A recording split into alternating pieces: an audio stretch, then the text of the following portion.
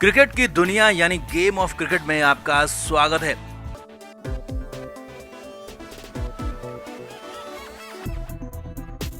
Perth में खेला गया भारत और ऑस्ट्रेलिया के बीच वनडे मुकाबला कई मायनों में याद रखा जाएगा। लंबे समय बाद विराट कोहली रोहित शर्मा की वापसी का यह मुकाबला रहा, तो इसी मैच में दोनों पर जो उम्मीदें थी वो उम्मीदें भी धराशायी होगी, इसलिए भी याद रखा जाएगा। रोहित शर्मा सिर्फ 8 रन बना पाए तो विराट कोहली तो खाता भी नहीं खोल पाए। अब मैच का नतीजा बारिश की वजह से बेहद ज्यादा प्रभावित रहा और बाद में जो भी मैच का नतीजा रहा वो इस मैच को याद रखने के लिए नहीं है, बल्कि इस मैच के दौरान जो हुआ वो हंगामा बेहद अनोखा था, क्योंकि यहाँ पर हेड कोच गौतम गंभीर भिड़ गए रोहित शर्मा से। जी हाँ, अब तक रोहित शर्मा कप्तान थे तो गंभीर उस तरह से बात नहीं कर पाते थे, उस तरह से रोहित पर आक्रामक नहीं हो पाते थे, लेकिन यहाँ तो रोहित को जैसे ही कप्तानी से हटाया गया गौतम गंभीर भड़क गए। रोहित शर्मा के आउट होने के तरीके पर सवाल उठा दिया और मच गया हंगामा, क्योंकि वहां पर हिटमैन ने गंभीर से बात करने से ही मना कर दिया। दिखाते हैं आपको, बता दें क्या हुआ, आपको भी सब कुछ बताएंगे। आप भी वीडियो को शेयर करें, कमेंट करके अपनी राय जरूर दें कि क्या गौतम गंभीर अब रोहित के साथ ज्यादती कर रहे हैं, क्योंकि एक मैच में आउट होने से आप रोहित की क्लास को नहीं आंक सकते। आप क्या मानते हैं, कमेंट जरूर करें।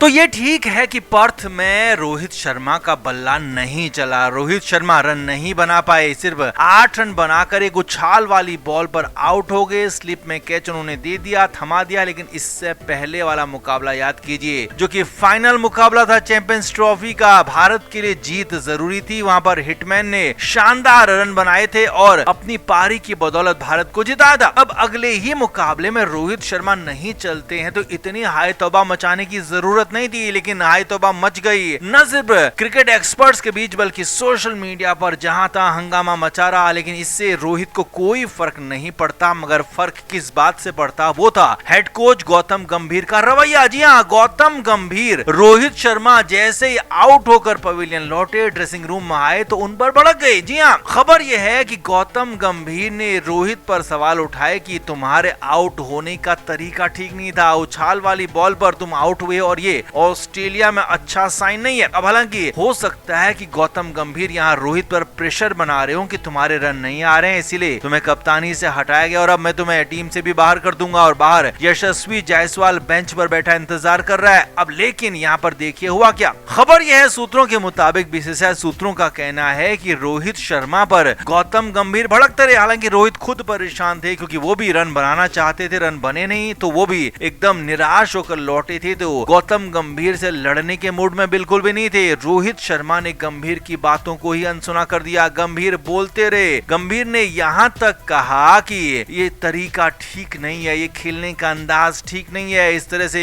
मैच में नहीं चलेगा, इस तरह से मेरे साथ मेरी टीम में तो बिल्कुल नहीं चलेगा। अब हालांकि गंभीर काफी देर तक बोलते रहे। रोहित शर्मा जाकर अपनी रेक्लाइनर सीट पर बैठ गए, उन्होंने अपने पैड्स चेंज किए, शूज चेंज किए और उसके बाद वापस से जाकर खिलाड़ियों के बीच में बैठ गए। लेकिन वहां पर गौतम गंभीर काफी देर तक पहले तो रोहित से बोलते रहे और उसके बाद फिर सुनाते रहे। जी हाँ, गौतम गंभीर की आदत है लगातार बोलते रहने की, या तो वो बिल्कुल चुप रहते हैं और बोलते हैं तो वो फिर बोलते ही जाते हैं, यही हुआ भी है। सूत्रों के मुताबिक गौतम गंभीर काफी देर तक बड़बड़ाते रहे और उसके बाद यानी कि रोहित शर्मा के बाद जब विराट कोहली आउट हुए तो उस पर भी खासे गौतम गंभीर परेशान दिखे। हालांकि सीधे सीधे उन्होंने विराट से कुछ नहीं कहा, क्योंकि हो सकता है कि रोहित की तरह का ही जवाब यहाँ से भी मिलने की संभावना गंभीर को रही हो, या फिर कोई और भी वजह हो सकती है। लेकिन हाँ, विराट कोहली जो कि खुद शून्य पर आउट हुए, उनसे गंभीर ने कुछ भी नहीं कहा। लेकिन रोहित के वो पीछे पड़ गए। 8 रन बनाने वाले रोहित शर्मा को खूब खरी खोटी सुनाई गई, लेकिन रोहित भी चुपचाप रहे, कोई जवाब नहीं दिया। और एक तरह से रोहित ने दिखा दिया है, बता दिया है, जता दिया कि अगले मैच में रन बनाकर ही मैं इसका जवाब दूंगा। तो आपका क्या कहना है, क्या इस तरह से रोहित शर्मा को कुरेदना, ग्रिल करना, इस तरह से परेशान करना कितना ठीक है? क्या कप्तानी छोड़ चुका है वो इंसान? आप क्या चाहते हैं, वो संन्यास ले ले, टीम से छोड़ दे, खुद ही छोड़ दे? तो क्यों इस तरह से रोहित शर्मा को परेशान किया जा रहा है? आखिर गौतम गंभीर चाहते क्या है? आप क्या मानते हैं? कमेंट करके आप जरूर से जरूर बताएं, वीडियो को शेयर भी करें।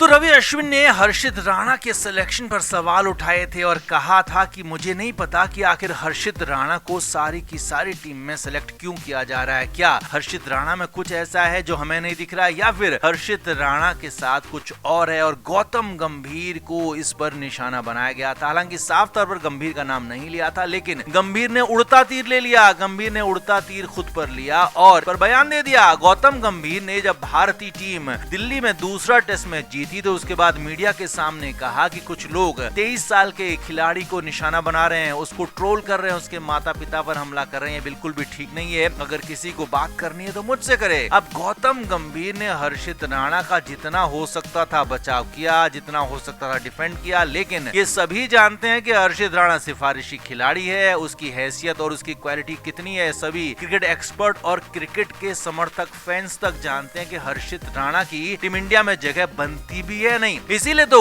एक बार फिर से गौतम गंभीर पर दोबारा से रवि अश्विन ने हमला बोल दिया। रवि अश्विन ने अपने चैनल पर बातचीत करते हुए गौतम गंभीर का धागा खोल दिया, गौतम गंभीर को उड़ा दिया बुरी तरीके से। हर्षित राणा को लेकर फिर से रवि अश्विन ने सवाल उठाए। रवि अश्विन ने कहा कि आप आलोचना तब तक कर सकते हैं जब तक कि आप खेल की बात कर रहे हैं, जब तक कि आप पर्सनल नहीं होते। और यहाँ पर हमने पर्सनल जैसी कोई भी बात नहीं कही थी। हमने हर्षित के खेल को लेकर सवाल उठाया था और हर्षित की क्वालिटी को लेकर सवाल उठाया था। उनकी गेंदबाजी पर बात हुई थी, उनकी पर्सनल इश्यूज पर, उनके पर्सनल घर परिवार पर कोई बात नहीं हुई थी। यही नहीं, अश्विन आगे बढ़े एक कदम। अश्विन ने कहा कि मुझे भी निशाना बनाया गया था। मुझे तो हमेशा पूरे करियर के दौरान संजय मांजरेकर ने सबसे ज्यादा निशाना बनाया और संजय मांजरेकर मेरे सबसे बड़े आलोचक रहे, वो हमेशा मेरे खिलाफ रहे, लेकिन मैंने कभी भी उस बात का बुरा नहीं माना, जबकि मैंने हमेशा उस बात को अप्रिशिएट ही किया क्योंकि मैंने मांजरेकर की आलोचनाओं से बहुत कुछ सीखा। यही नहीं, अश्विन ने कहा कि जब तक ये व्यक्तिगत नहीं होता है, पर्सनल नहीं होता है, तो हमको इसे गलत अर्थों में नहीं लेना चाहिए और मैंने भी ऐसा ही किया। संजय मांजरेकर की आलोचनाओं को मैंने हमेशा पॉजिटिव लिया और मांजरेकर की बातों को मैंने कभी भी बुरा नहीं माना। और ऐसा यहाँ पर गौतम गंभीर के साथ भी होना चाहिए, लेकिन यहाँ पर गंभीर दोगला